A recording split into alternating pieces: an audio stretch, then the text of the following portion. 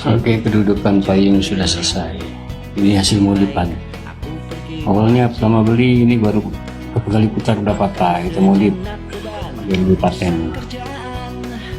Di sini awalnya ada kedudukan patah, buat aluminium. Sekarang kita rubah dengan menggunakan cetak. Ini aluminium bekas antena, namun di dalamnya kita kasih kayu supaya pada saat jepit dia tidak kena, dikasih pasak.